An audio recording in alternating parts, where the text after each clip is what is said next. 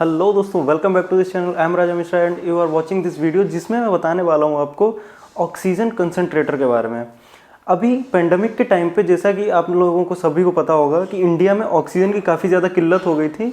इस टाइम पे foreign countries ने और इंडियन गवर्नमेंट ने यहाँ पे कई अलग अलग डिस्ट्रिक्ट में ऑक्सीजन प्लांट लगवाने की बात कही थी, जिसमें 551 ऑक्सीजन प्लांट इंडियन गवर्नमेंट की तरफ से लगवाए जा रहे हैं और बहुत सारे oxygen plant and oxygen equipment other countries की तरफ से इंडिया को प्रोवाइड किए गए हैं एज अ रिकवरी मटेरियल, जिससे कि इंडिया आसानी से रिकवरी कर सके कोविड-19 के थ्रू। इसमें आपने अलग अलग इक्विपमेंट्स के बारे में सुना होगा, जैसा कि oxygen cylinder, oxygen plant and oxygen concentrator. ये ऑक्सीजन प्लांट के बारे में मैं आप लोगों के लिए एक वीडियो बना चुका हूँ पहले ही, जिसमें ऑक्सीजन प्लांट की वर्किंग, ये कैसे इसका पूरा सेटअप होता है, इसकी कितनी कॉस्ट आती है और किस प्रोसेस के थ्रू ऑक्सीजन को एम्बिएंट एयर, मतलब ये जो नेचुरल एयर होती है, उससे सेपरेट किया जाता है with the help of some other materials. मैंने उसमें सारी प्रोसेस के बारे में एक्सप्लेन किया है। आप वहाँ पे जाके उस वीडियो को देख सकते हैं, 5-10 मिनट का वीडियो। आप आसानी से उसमें समझ सकते हैं कैसे ऑक्सीजन को सेपरेट किया जाता है फ्रॉम एम्बिएंट एयर। लेकिन इस वीडियो में मैं आपको बताने वाला हूँ ऑक्सीजन कंसंट्रेटर के बारे में। ऑक्सीजन कंसंट्रेटर क्या होता है, इसकी कॉस्ट क्या होती है, इसका साइज़ क्या होता है और ये क्या वर्क करता है।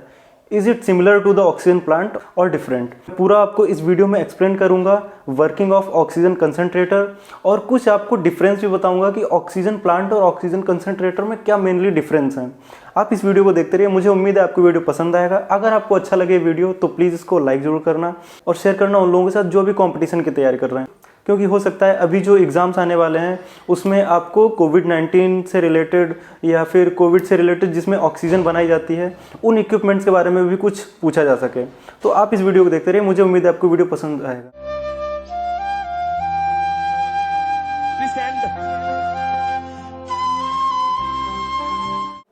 जैसा कि ऑक्सीजन कंसंट्रेटर के नाम से ही पता चलता है कि ये जो नेचुरल एयर या एम्बिएंट एयर जिसे बोलते हैं, उसमें से हम लोग अनवांटेड गैसेस को रिमूव करते हैं और कंसंट्रेटेड ऑक्सीजन को प्रोड्यूस करते हैं। कंसंट्रेटेड ऑक्सीजन मतलब जिसमें हमें 90 to 95% या फिर मोर देन 95% प्योर ऑक्सीजन मिल सके, वो होती है कंसंट्रेटेड फॉर्म ऑफ ऑक्सीजन या फिर एनी अदर गैसेस। अब अगर इस मशीन के साइज़ की बात करें जिसमें ये ऑक्सीजन को सेपरेट करता है, तो इस मशीन की हाइट होती है 2 से 2.5 फीट की, मीडियम साइज जो ट्रॉली बैग होता है उसके बराबर। ऑक्सीजन कंसंट्रेटर के ये 3 काफ़ी इंपॉर्टेंट इक्विपमेंट्स होते हैं। नंबर 1 इसमें होता है filter, second is compressor and third is PSA generator.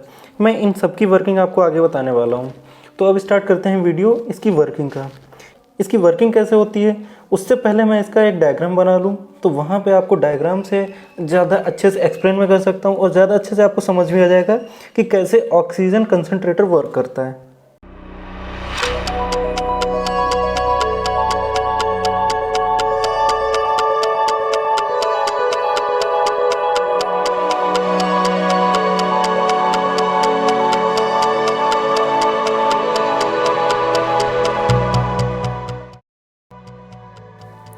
मैंने ऑक्सीजन कंसंट्रेटर का डायग्राम बना दिया है। अब इसकी वर्किंग समझते हैं। ये जो यहाँ पे इनपुट वाल्व है, इनपुट वाल्व से एयर जो एम्बिएंट एयर होती है उसको हम लोग सक करते हैं अंदर के लिए। अंदर जब वो एंटर कर रही होती है उसी के टाइम पे यहाँ पे एक फ़िल्टर लगा होता है। इस फिल्टर का काम होता है वो डस्ट पार्टिकल और डर्ट पार्टिकल को रिमूव कर देता है। यहाँ पे रिमूव कर रहा होता है डस्ट पार्टिकल और डर्ट पार्टिकल, जिससे कि हमारी इम्प्योर एयर प्योर फॉर्म में इसमें कंप्रेसर के अंदर पहुँचती है। जब वो कंप्रेसर के अंदर पहुंच चुकी होती है एयर, उस टाइम पे इस एयर को वो कंप्रेस कर देता है। कंप्रेस करते टाइम पे कंप्रेसर का मेन पर्पज़ ये होता है कि वो ज़्यादा फॉर्म ऑफ एयर को कंप्रेस करके एक छोटे फॉर्म में ले आए, तब जाके उसकी सप्लाई बहुत ही आसान हो जाती है और बहुत ही कम टाइम टेकिंग होती है। तो वो कंप्रेस कर देता है। जिस टाइम पे वो कंप्रेस कर रहा होता है एयर को, उस टाइम पे एयर का टेम्परेचर इंक्रीज़ हो चुका होता है। तो उस इंक्रीज टेम्परेचर वाली एयर के साथ हम लोग वर्क नहीं कर सकते हैं। उसके साथ वर्क करने पर कुछ इम्प्योरिटीज़ हो सकती हैं मशीन में। इस वजह से यहाँ के आउटलेट वाल्व जैसे ही एयर, इसमें से गर्म एयर निकलती है कंप्रेसर से बाहर, वहाँ पे एक हीट एक्सचेंजिंग कॉइल लगी होती है। हीट एक्सचेंजिंग कॉइल का पर्पज़ होता है कि जो भी ये गर्म एयर है उसको ठंडा कर दे। ये मेनली जो कॉइल होती है वो कॉपर मटेरियल की बनी होती है। कॉपर मटेरियल आप लोगों को पता होगा कि काफ़ी अच्छा हीट एक्सचेंजर होता है। वो गर्म चीज़ को बहुत जल्दी ठंडा या फिर एक नॉर्मल टेम्परेचर पर ले आता है, रूम टेम्परेचर पर ले आता है। जब ये रूम टेम्परेचर पे आ चुकी है तो इसको आसानी से PSA जनरेटर के पास ले जाया जा सकता है। पीएसए जनरेटर एक ऐसा छोटा सा डिवाइस होता है जिसमें 2 सिलेंडर आपको दिख रहे हैं। 2 सिलेंडर लगे होते हैं। ये दोनों सिलेंडर जियोलाइट मटेरियल से फिल्ड होते हैं। जियोलाइट मटेरियल का काम ये होता है कि जब जियोलाइट मटेरियल से एयर को पास कराया जाता है तो उस टाइम पे जो भी नाइट्रोजन प्रेजेंट होती है एयर में वो सारी की सारी सेपरेट हो जाती है, मतलब वो निकल जाती है और निकलती है इस वॉल्व के थ्रू, यहाँ से निकल जाती है एयर में। जब एयर इसमें एंटर करती है तो ये oxygen, nitrogen and other gases का कॉम्बिनेशन होती है। तो जिस टाइम पे एयर इसमें एंटर करती है तो इस जियोलाइट मटेरियल की वजह से नाइट्रोजन तो इसमें से रिमूव हो जाती है, नाइट्रोजन इसमें काफ़ी ज़्यादा रिमूव हो जाती है और निकलती है इन वाल्व के थ्रू। ऊपर और नीचे जो वाल्व लगे हैं इनके थ्रू यहाँ से निकल जाती है और एयर में जाके जो नॉर्मल एयर, नेचुरल एयर होती है उसमें जाके मिक्स हो जाती है और रिमेनिंग ऑक्सीजन एंड कुछ छोटी मोटी जो गैसेस बची होती हैं 1-2% वो जाती हैं सेकेंड सिलेंडर में। सेकेंड सिलेंडर भी ये जो है वो जियोलाइट मटेरियल से भरा होता है। तो जो remaining nitrogen and other gases जैसे आर्गन, 1-2% जो गैसेस होती हैं वो आर्गन या फिर कुछ अलग गैसेस का मिक्सचर होती हैं, वो जाके प्योरली यहाँ से रिमूव हो चुकी होती हैं और यहाँ पे हम लोगों को प्योर ऑक्सीजन मिल जाती है। प्योर ऑक्सीजन यहाँ पे हम लोग 90 to 95% प्योर ऑक्सीजन मिल जाती है। अब ये ऑक्सीजन इतनी प्योर होती है जो कि हम यहाँ पे पेशेंट को सप्लाई कर सकते हैं। अब यहाँ पे ये ऑक्सीजन जब सप्लाई की जा रही होती है पेशेंट को तो वहाँ पे आप लोगों को पता है एक मास्क होता है जिसमें ऑक्सीजन वाली पाइप लगी होती है और वो पेशेंट इनहेल करता है। ये जो ऑक्सीजन कंसंट्रेटर होते हैं ये 2 टाइप के होते हैं। एक होते हैं कंटिन्यूस सप्लाई, एक होते हैं पल्स डोज सप्लाई वाले। पल्स डोज सप्लाई वाले और कंटिन्यूस सप्लाई वाले ऐसे होते हैं। पल्स डोज सप्लाई वाले जो एक ऑक्सीजन कंसंट्रेटर होते हैं उनमें ऑक्सीजन तभी उसमें मॉनिटर कर लेता है। इसमें कुछ सेंसर्स लगे होते हैं जिन सेंसर की हेल्प से ऑक्सीजन कंसंट्रेटर उसमें मॉनिटर कर लेता है कि कितने सेकंड बाद जो मरीज है, जो पेशेंट है, वो ऑक्सीजन को लेता है और कितने सेकंड बाद छोड़ता है। ये जो कंटिन्यूस वाला होता है, कंटिन्यूस सप्लाई वाला ऑक्सीजन कंसंट्रेटर होता है, ये उन मरीज़ के लिए होता है जिनको ऑक्सीजन की काफ़ी ज़्यादा रिक्वायरमेंट होती है, जो अपने आप से इनहेल नहीं कर पा रहे होते हैं सही से, उनके लिए कंटिन्यूस वाला लगाया जाता है। और पल्स डोज ऑक्सीजन कंसंट्रेटर उनके लिए लगाया जाता है जिनकी कंडीशन थोड़ी ठीक हो चुकी है। आई थिंक आप लोगों को समझ में आ गई होगी ऑक्सीजन कंसंट्रेटर की वर्किंग। अब अगर इसके प्राइस की बात करें तो इसकी प्राइस वेरी करती है 30,000 to 40,000। इसका साइज़ मैंने आपको बता दिया, एक नॉर्मल ट्रॉली बैग के बराबर होता है जिसमें इसका वज़न 8 से 10 किलो के अप्रॉक्स होता है।